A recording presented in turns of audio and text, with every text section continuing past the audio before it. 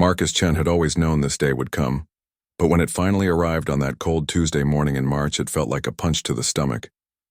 The envelope bearing the official seal of the Central Intelligence Agency sat on his kitchen counter, untouched for nearly an hour. His coffee had gone cold as he stared at it, knowing that whatever was inside would change everything. 2 years. 2 full years he had been living what most people would call a normal life. He woke up every morning at 7, made breakfast for his daughter Emma, drove her to school, then headed to his job at Morrison & Associates, a small accounting firm in downtown Portland. His neighbors knew him as a quiet, divorced father who kept to himself but was always willing to help with groceries or jump a dead battery. They had no idea that Marcus Chen was not his real name, or that the man who lived at 1247 Maple Street had once been one of the agency's most valuable deep-cover operatives. The transition to civilian life had been harder than anyone at Langley had prepared him for. After 15 years in the field, moving through different identities like most people change clothes, suddenly being just one person felt suffocating. There were mornings when he would wake up and forget which life he was supposed to be living. Was he David Martinez, the art dealer from Miami? Jonathan Webb, the tech consultant from Seattle? Or was he finally just Marcus, the accountant with a 7-year-old daughter and a mortgage? Emma had been the reason for his retirement. Not officially, of course.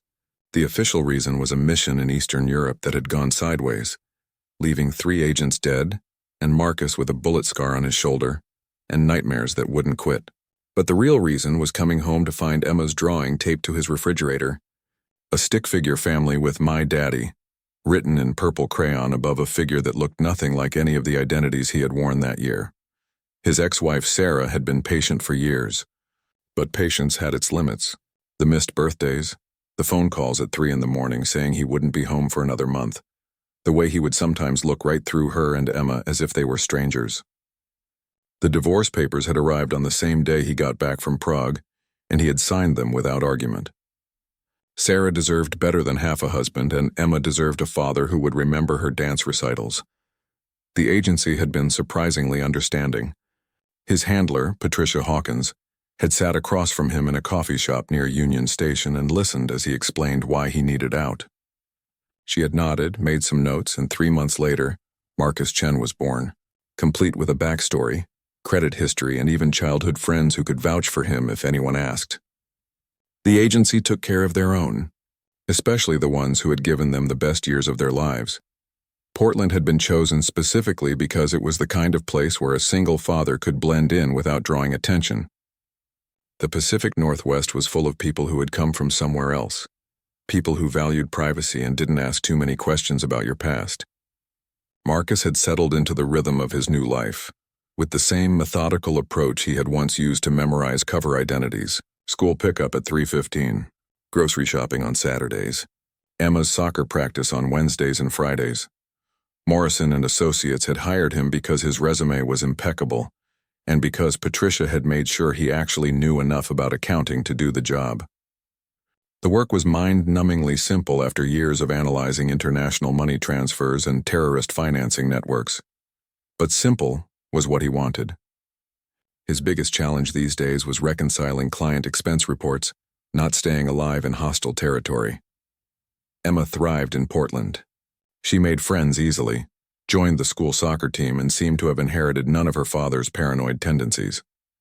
She was bright and curious and completely unaware that the man who helped her with homework and made her pancakes on Sunday mornings had once killed a man with a ballpoint pen in a hotel room in Prague.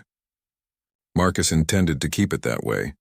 The envelope on his counter was thin, which somehow made it more ominous. Thick envelopes meant briefing materials, mission parameters, detailed instructions. Thin envelopes meant something urgent, something that couldn't be explained in writing. Marcus knew what was inside before he opened it.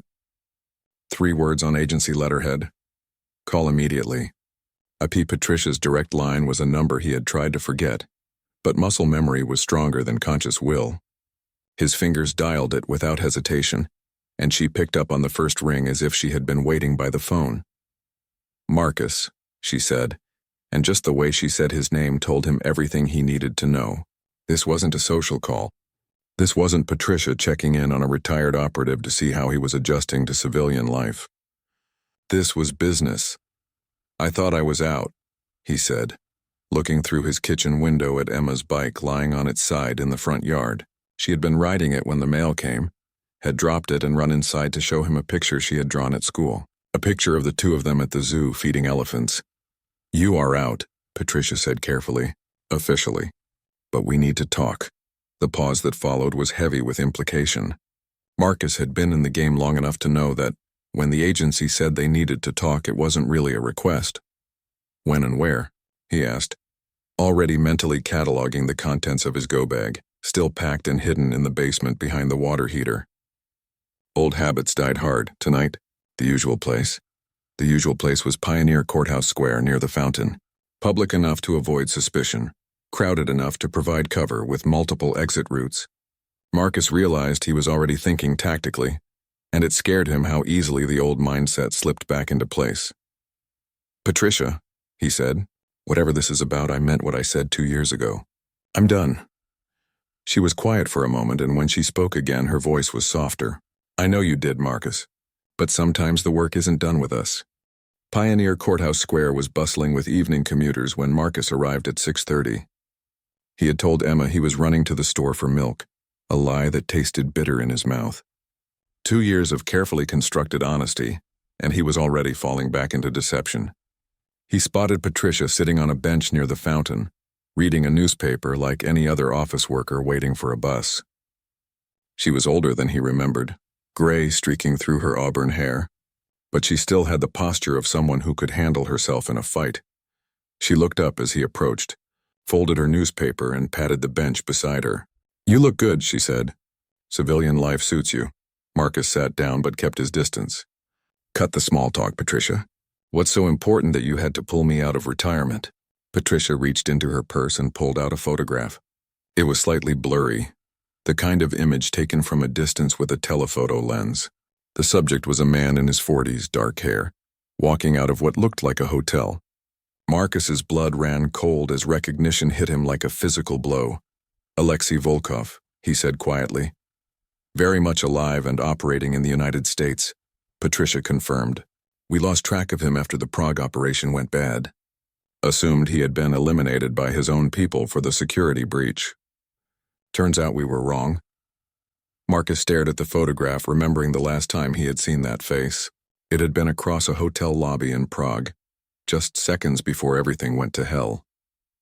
Volkov had been his primary asset, a Russian intelligence officer who had been feeding information to the CIA for 3 years.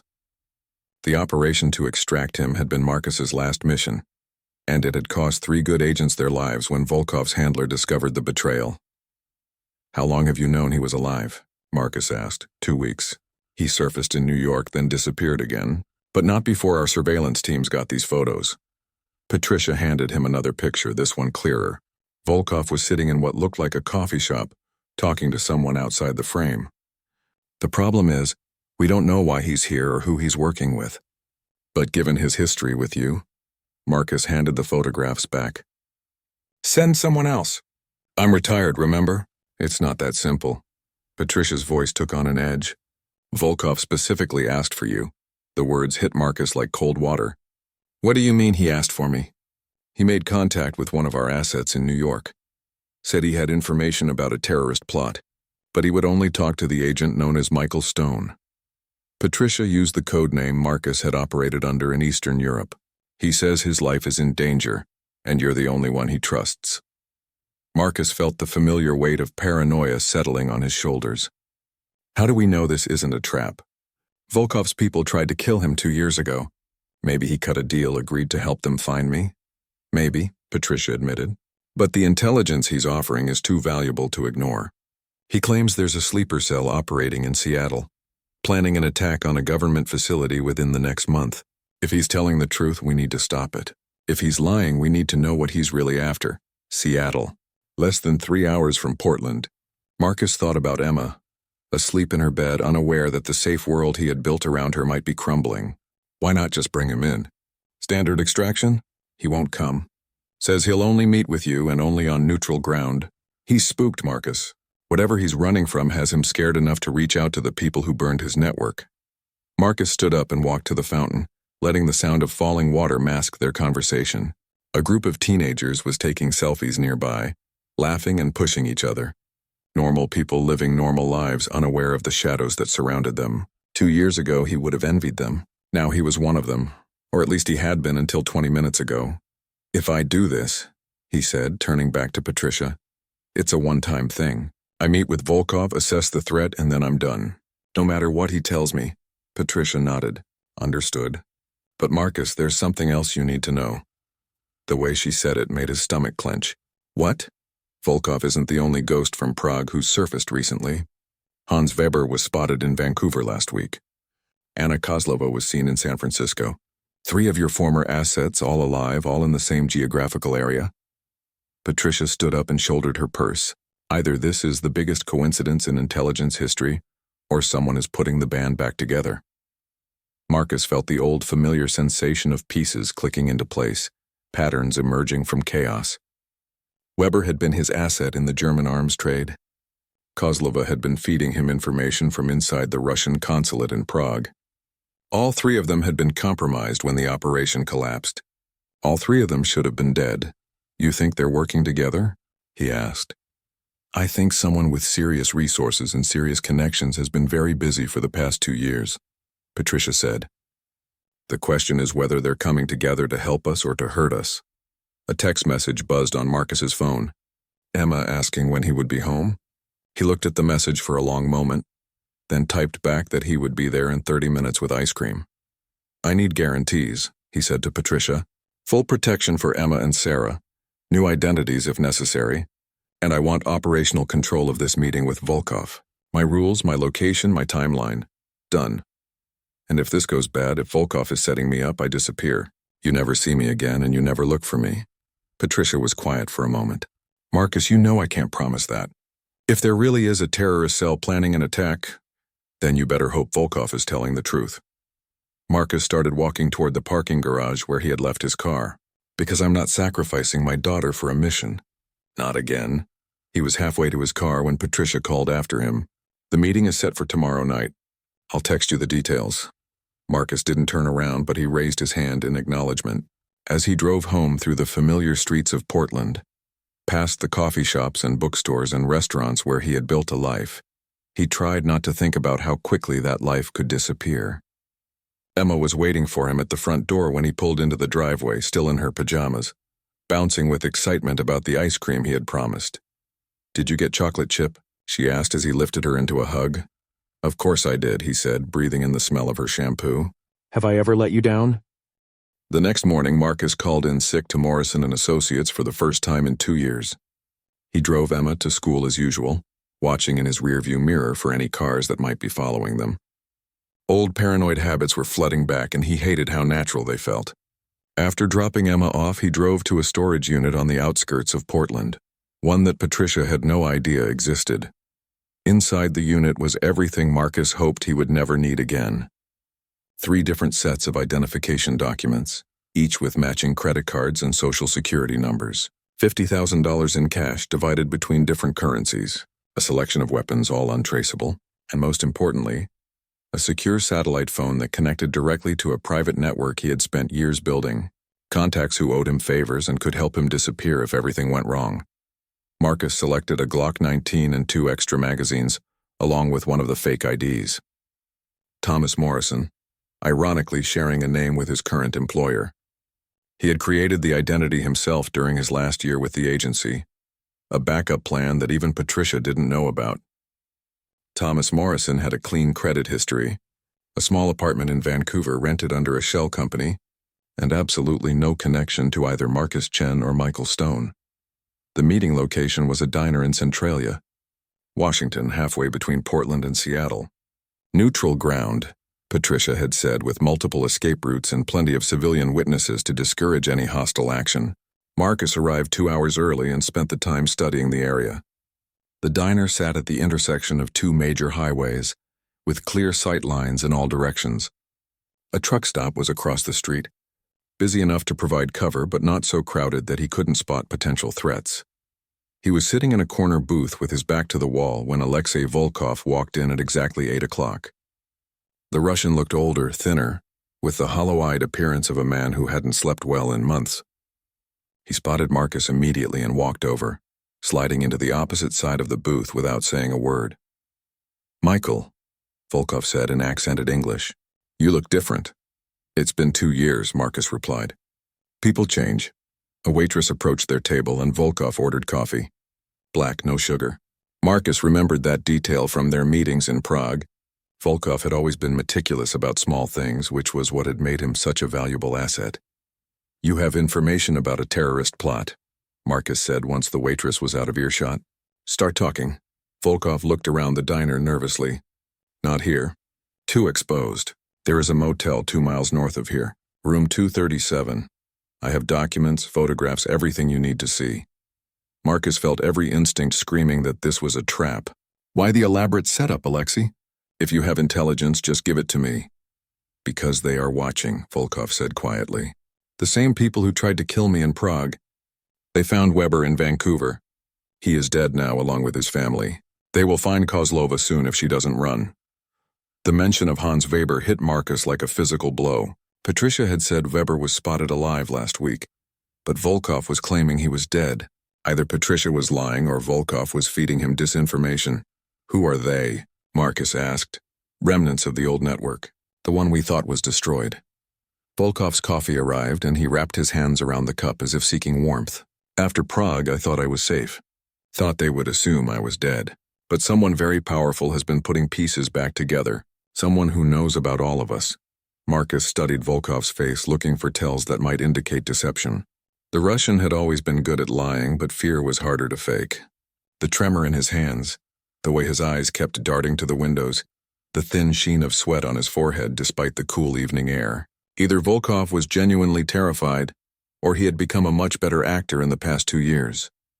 "What do you know about the sleeper cell in Seattle?" Marcus asked. "They are not from the Middle East like your government assumes. They are Russian, but not official. Private contractors working for whoever pays them best." Volkov leaned forward. "The target is the federal building downtown. They plan to use a truck bomb during the morning rush when the building is full of workers." Marcus felt his blood run cold. The federal building in Seattle housed offices for the FBI, DEA, and Department of Homeland Security.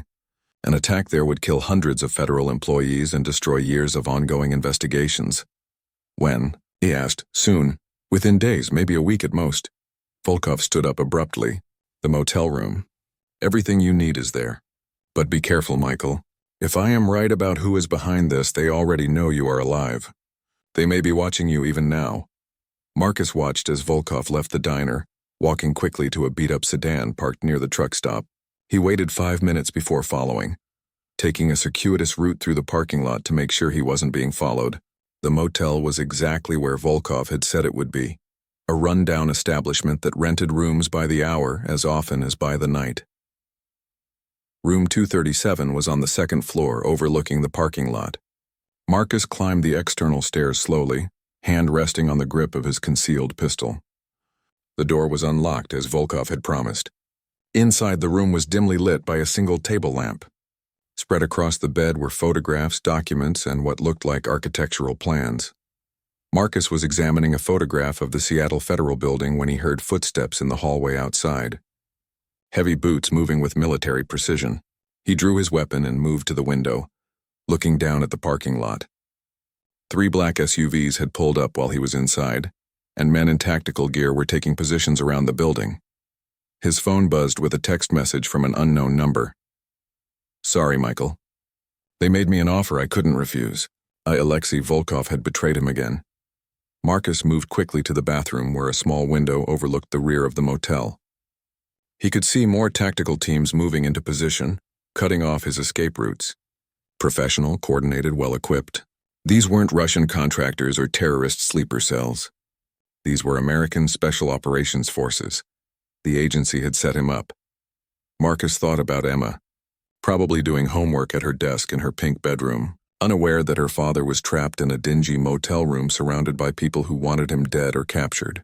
He thought about Patricia, sitting in some command center watching the operation unfold, probably telling herself that sacrificing one retired agent was worth stopping a terrorist attack. Except, there probably wasn't a terrorist attack at all. Marcus pulled out his secure satellite phone and dialed a number from memory. A gravelly voice answered on the second ring. Joe's Pizza. This is Stone, Marcus said, using his old code name. I need an extraction, and I need it now. There was a pause. Stone? Jesus, we thought you were dead. Where are you? Marcus gave him the address of the motel. I'm surrounded by federal agents, and I've got about 5 minutes before they breach the door. Can you get me out? Negative on extraction, but I can give you a distraction. How much collateral damage are you willing to accept?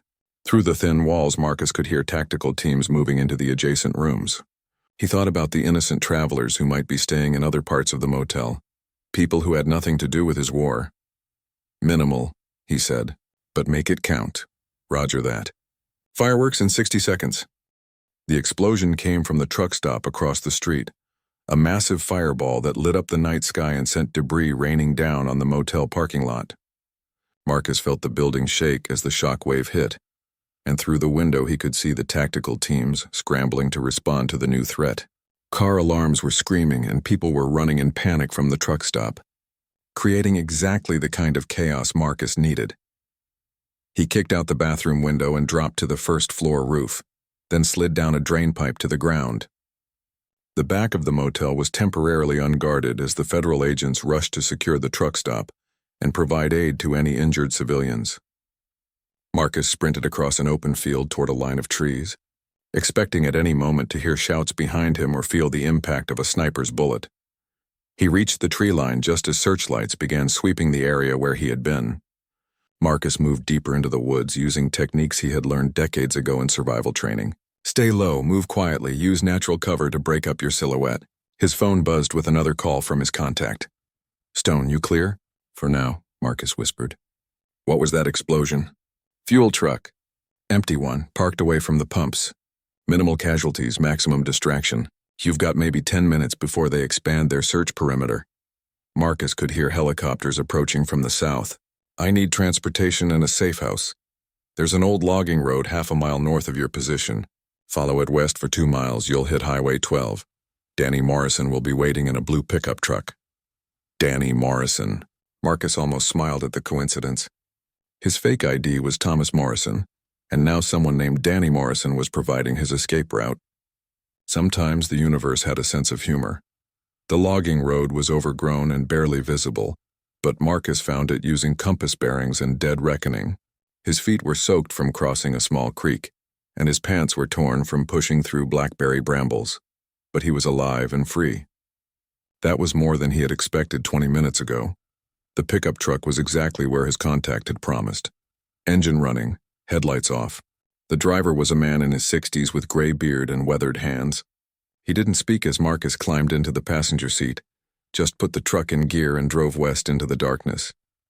Safe house is in Aberdeen, the driver finally said after they had been driving for an hour. Old fishing cabin off the grid stocked with supplies. You can lay low there while you figure out your next move. Marcus stared out at the dark forests rushing past. How much do you know about what happened tonight? I know the agency burned one of their own people, Danny said. And I know that's not the first time it's happened. We've been watching them get more aggressive over the past year, more willing to sacrifice assets to protect operations. We? Danny glanced at him in the dim light from the dashboard. People like us. Retired operators who got tired of being expendable. We look out for each other now. The safe house was exactly what Danny had described, a small cabin on stilts overlooking a tidal marsh. The refrigerator was stocked with food. There were clean clothes in the bedroom, and most importantly, there was a secure computer terminal with encrypted internet access. Marcus sat down at the terminal and began to piece together what had really happened. The first thing he discovered was that Hans Weber really was dead, killed in Vancouver 3 days ago along with his wife and teenage daughter. The local police were calling it a home invasion gone wrong, but Marcus recognized the signs of a professional hit. Weber had been tortured before he died, probably for information about his former CIA contacts. Anna Kozlova was missing from her apartment in San Francisco. Her neighbors reported seeing men in suits asking questions about her 2 days before she disappeared. There was blood in her bedroom, but no body. Marcus felt sick as he realized the truth. Someone was systematically hunting down the assets from the Prague operation, and the agency was using him as bait to draw them out. Volkov's intelligence about a terrorist plot was probably fabricated, designed to get Marcus out of hiding where the hunters could find him. But there was something else. Something that made Marcus's blood run cold. According to the encrypted files he was accessing, the Prague operation had never been officially closed. It was still listed as active, with Marcus Chen designated as the primary case officer. As far as the agency's computers were concerned, he had never retired. His secure phone rang. "Patricia." "Marcus, thank God you're alive. We lost contact with you at the motel. Are you injured?" "Cut the act, Patricia. I know you set me up." There was a long pause. "Marcus, I need you to listen to me very carefully. The situation has changed. We have intelligence that confirms Volkov was telling the truth about the Seattle attack. The federal building is still the target, and it's happening tomorrow morning." Marcus laughed bitterly. "You're still running the same con. There is no terrorist attack, Patricia. This is all about drawing out whoever killed Weber and took Kozlova. Weber is alive, Marcus. We have him in protective custody in Vancouver, and we know where Kozlova is. She's safe." The lies came so easily to her, Marcus thought, even when she knew he could verify everything she was telling him. "I've seen the police reports, Patricia. Weber is dead. His family is dead. Stop lying to me." Patricia's voice became sharper. "Marcus, if you don't come in right now, people are going to die. Innocent people in Seattle. Is your paranoia really worth risking their lives?" Marcus ended the call and turned off the phone. He sat in the dark cabin listening to the sound of wind through the marsh grass, trying to think through his options. He could disappear completely, activate one of his backup identities, and leave the country. Emma would be safer without him in her life anyway. The agency would eventually lose interest in a retired agent who had gone to ground. But what if Patricia was telling the truth about the attack in Seattle? What if there really was a terrorist cell planning to bomb the federal building? Marcus had seen enough real intelligence during his career to know that truth and lies were often mixed together in ways that made them impossible to separate. His secure phone buzzed with a text. Message from an unknown number. "Your daughter is safe, for now. Federal Building, Seattle, 8 a.m. Come alone or she disappears forever." Marcus felt the world tilt sideways. Emma was supposed to be asleep in her bed in Portland, protected by the security measures he had put in place. But someone had found her anyway. He called the number that had sent the text. A distorted voice answered, clearly using voice modification software. "You have something we want," the voice said. "Information from the Prague operation. Financial account numbers, safe deposit box locations, the names of assets who were never officially recorded." "I don't know what you're talking about," Marcus said. But even as he said it, he realized he did know. During his years running assets in Eastern Europe, he had kept a private insurance policy. A list of everyone he had recruited, along with evidence of the intelligence they had provided. It was protection against the agency ever deciding to burn him, proof that he had been valuable enough to keep alive. "Room 1247 at the Grand Hyatt in Seattle," the voice continued. 8 a.m. sharp. "Bring the Prague files or your daughter dies. And don't bother trying to involve the agency. They can't protect her from us." The line went dead. Marcus stared at the phone, his hands shaking with rage and fear. Someone had taken Emma, and they were using her as leverage to get information that could destroy dozens of intelligence operations and get even more people killed. He looked at his watch. It was almost midnight. He had 8 hours to get to Seattle and figure out how to save his daughter without destroying everything he had spent his career building. Marcus drove through the night, pushing Danny's pickup truck as hard as it would go on the winding coastal highway toward Seattle. His mind raced through possibilities and scenarios, each one ending badly. The Prague files were stored in a safe deposit box in Geneva, accessible only with his biometric signature and a passphrase known to no one else. Getting them would require a 12-hour flight and negotiations with Swiss bank officials, who valued discretion above all else. But Emma didn't have 12 hours. As dawn broke over the Seattle skyline, Marcus parked the truck in a long-term garage 6 blocks from the Grand Hyatt. He had stopped at an all-night Walmart to buy new clothes and basic supplies, transforming himself from a fugitive in torn pants to a businessman in a cheap suit. The Glock was concealed in a shoulder holster under his jacket, along with extra ammunition and a combat knife strapped to his ankle. The Grand Hyatt was exactly the kind of upscale hotel where a kidnapper might choose to conduct business. Multiple entrances and exits, dozens of floors, hundreds of rooms where a 7-year-old girl could be hidden. Marcus approached the front desk at 7:30, his Thomas Morrison identification ready. "I'd like to book a room," he told the desk clerk. "Certainly, sir." How many nights? "Just one night. Something on the 12th floor if you have it available." The clerk tapped at his computer. "I have a beautiful corner suite on the 12th floor, room 1251. That's just down the hall from some of our other guests." Marcus smiled and handed over his credit card. Room 1251 was 4 doors down from room 1247, close enough to conduct surveillance but far enough away to avoid immediate detection. The clerk processed his registration quickly, and Marcus took the elevator to the 12th floor. Room 1247 was at the end of a long corridor with only one way in or out. Marcus noted the locations of security cameras, emergency exits, and the housekeeping supply closet that could provide cover if shooting started. His watch showed 7:55. The door to 1247 opened before he could knock. "Michael Stone," said a voice from inside. "Right on time." Marcus stepped into the room and immediately assessed the threats. 2 men in expensive suits, both armed with pistols and shoulder holsters. A third man sitting in a chair by the window, older, with silver hair and pale blue eyes that Marcus recognized from intelligence briefings years ago. Victor Breslin, former Soviet intelligence officer, now a private contractor who specialized in what the intelligence community politely called wet work. Marcus had been hunting Breslin for years, always one step behind as the Russian moved through shadows and shell companies across Eastern Europe. "Where is my daughter?" Marcus demanded. Breslin smiled and gestured to a laptop computer sitting open on the bed. The screen showed a live video feed of Emma sitting on a bed in what looked like another hotel room. She was unharmed but clearly frightened, her hands zip-tied in front of her. "She is safe," Breslin said in accented English. "For now. But her continued safety depends entirely on your cooperation." Marcus studied the video feed, looking for clues about Emma's location. The room looked generic, could be anywhere in Seattle or beyond. But there was something in the background, a partially visible sign outside the window. He couldn't make out all the letters, but it looked like part of a neon sign for a restaurant or motel. "What do you want?" Marcus asked, though he already knew the answer. "The Prague files," Breslin said. "Complete financial records, asset lists, operational details. Everything you collected during your 5 years running networks in Eastern Europe.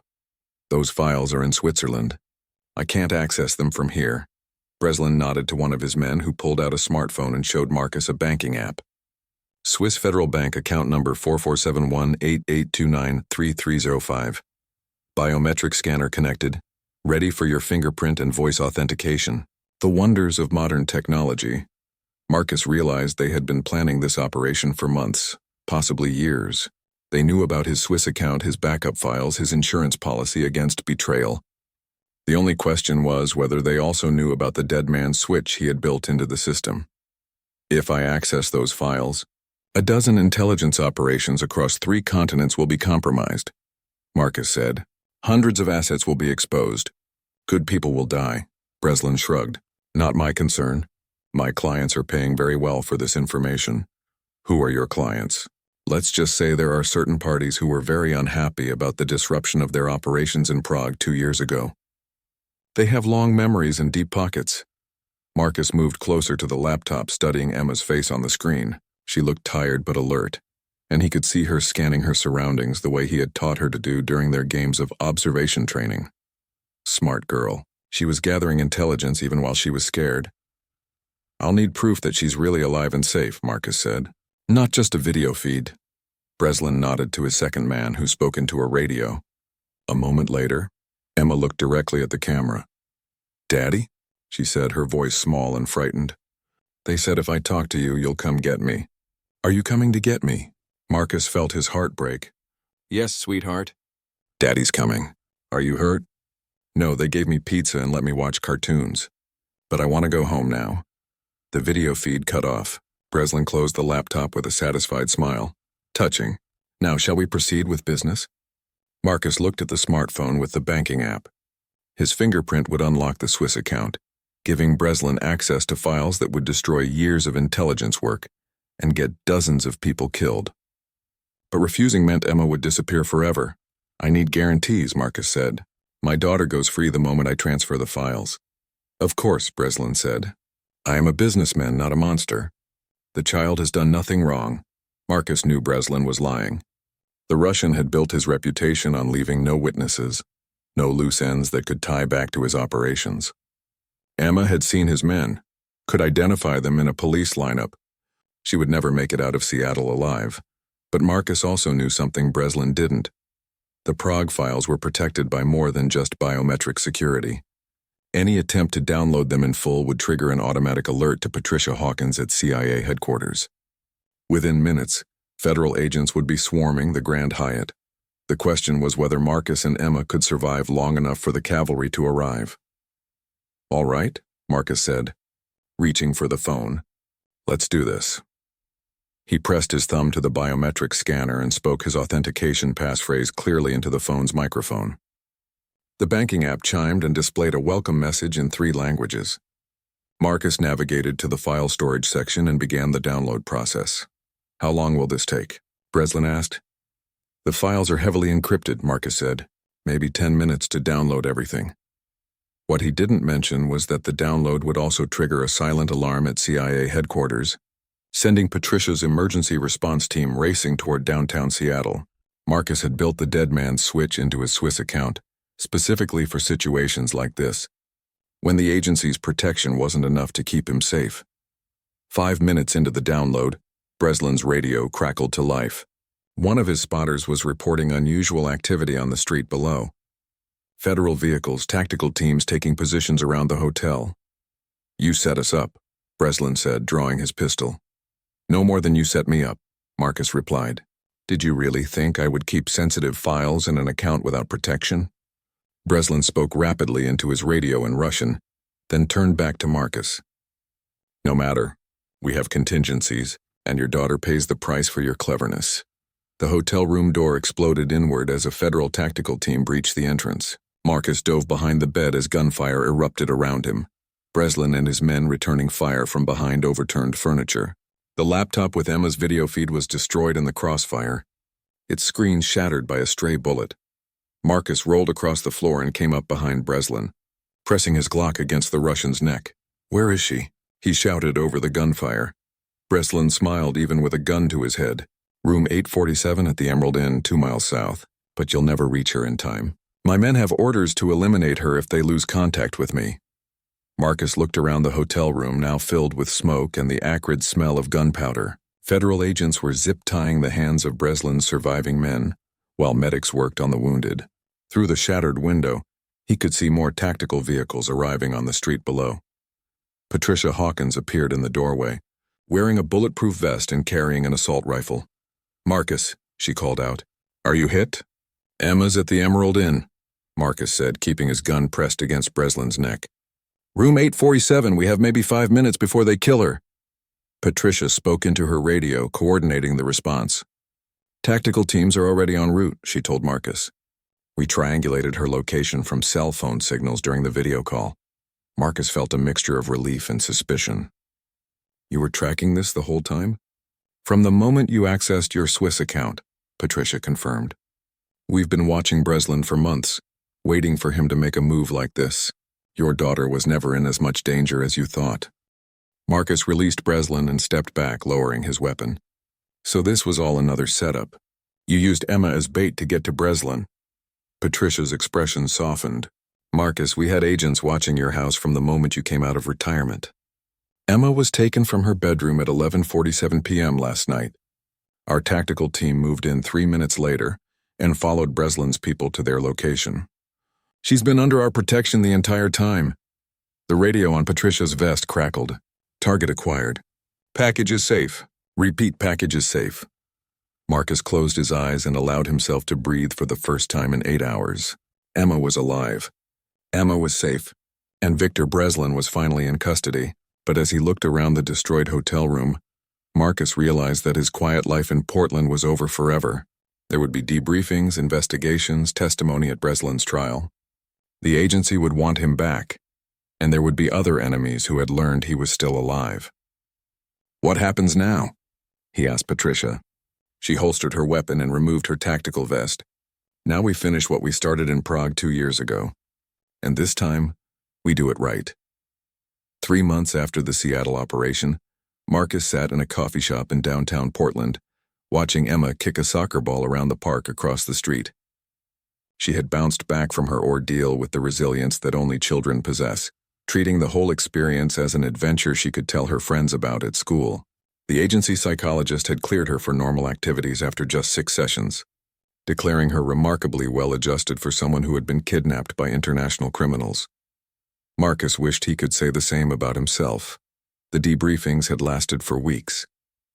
Every detail of the Prague operation, every asset he had recruited, every piece of intelligence he had gathered over 5 years in Eastern Europe.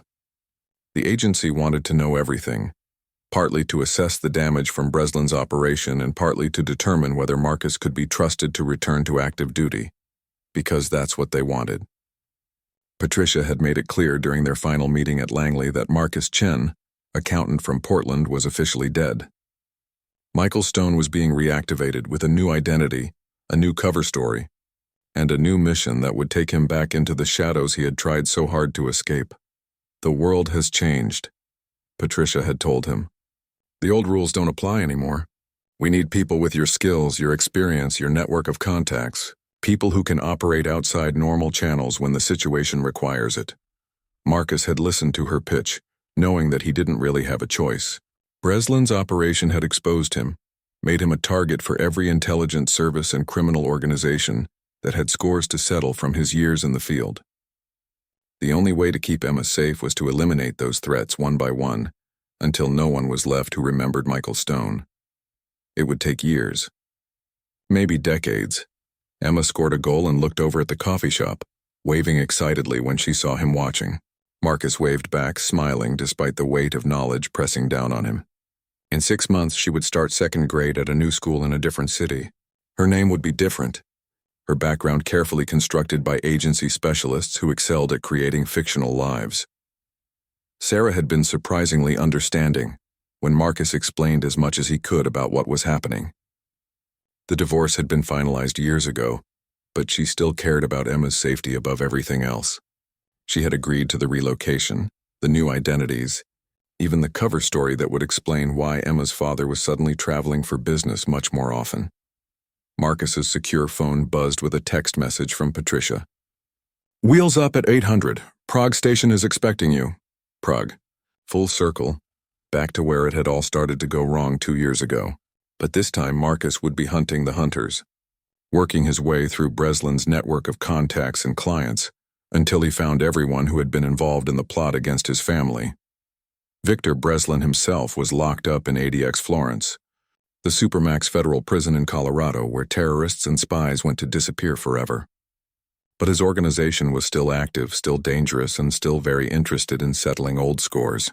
The Prague files that Breslin had tried to steal were now being used as a roadmap, helping the agency identify and eliminate every person who had been involved in the conspiracy. Marcus finished his coffee and walked across the street to the park. Emma ran over to him, grass stains on her knees and dirt smudged across her cheek. "Did you see my goal?" she asked breathlessly. "I saw it," Marcus said, picking her up and spinning her around. "Best goal I've ever seen. Can we get ice cream before dinner?" Marcus looked at his watch. He had 4 hours before he needed to be at the airport. 4 hours of normal life before he disappeared back into the world of aliases and false passports and people who solved problems with violence. "Of course we can get ice cream," he said. "But first we need to have a talk." They sat on a park bench, Emma swinging her legs and licking a chocolate cone while Marcus tried to find the words to explain why he would be gone. "For the next several weeks, remember when we talked about how some daddies have jobs that require them to travel?" he began. Emma nodded seriously. "Like pilots and truck drivers and sailors." "That's right. Well, my job is going to require some traveling too. I might be gone for a few weeks at a time, but I'll always come back." "Are you going to fight bad guys like in the movies?" Marcus was quiet for a moment, considering how much truth a 7-year-old could handle. "Sometimes grown-ups have to do difficult things to keep their families safe," he said finally. "I promise you that everything I do because I love you and want to protect you." Emma seemed to consider this, then reached over and hugged him tightly. "I love you too, Daddy. And I'm not scared because I know you're the strongest person in the world." Marcus held her close, breathing in the smell of her shampoo and trying to memorize this moment.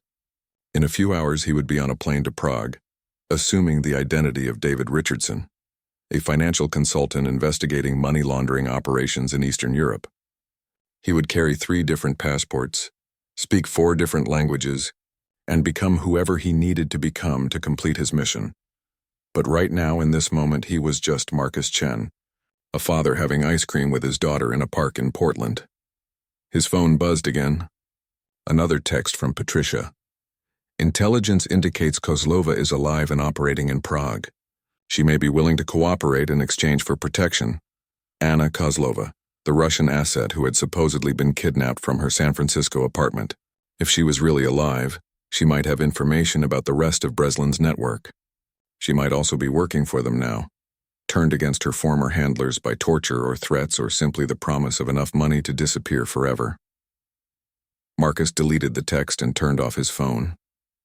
For the next 3 hours, there was no mission, no agency, no international conspiracy of criminals and spies. There was just a father and daughter sharing ice cream on a sunny afternoon in Portland, Oregon. At 7 o'clock, Marcus drove Emma home and helped her with her math homework. At 8 o'clock, he read her a bedtime story and tucked her in, kissing her forehead and promising to call her every day while he was traveling. At 9 o'clock, he picked up his go bag from the basement and loaded it into his car. At 10 o'clock, Marcus Chen ceased to exist, and Michael Stone began preparing for his return to Prague. As he drove toward the airport, Marcus thought about the phone call that had started this whole nightmare just 3 months ago. Patricia's voice telling him that sometimes the work isn't done with us, even when we think we're done with the work. She had been right, of course. Marcus had spent 2 years trying to be a normal person, a civilian, a father who went to soccer games and parent-teacher conferences and worried about ordinary things like mortgage payments and report cards. But the shadows had found him anyway, pulled him back into a world where people solved problems with bullets and lies and betrayals that echoed across decades. The difference was that now he was going back on his own terms. Not as a desperate man trying to save his daughter, but as a professional with a job to do. He would find every person who had threatened Emma, every member of Breslin's organization who might try to hurt his family in the future, and he would eliminate them with the same methodical precision he had once used to build intelligence networks across Eastern Europe. Marcus drove through the night toward Seattle-Tacoma International Airport, where David Richardson had a first-class ticket to Frankfurt with a connection to Prague. In his rearview mirror, the lights of Portland faded into darkness, taking with them the last traces of the normal life he had tried so hard to build. But Emma was safe. Emma would always be safe. And sometimes, Marcus thought as he handed his passport to the gate agent, that was the only thing that really mattered. The plane lifted off into the cloudy Pacific Northwest sky, carrying him back to a world of secrets and shadows and second chances. This time, Marcus was ready for whatever waited in the darkness.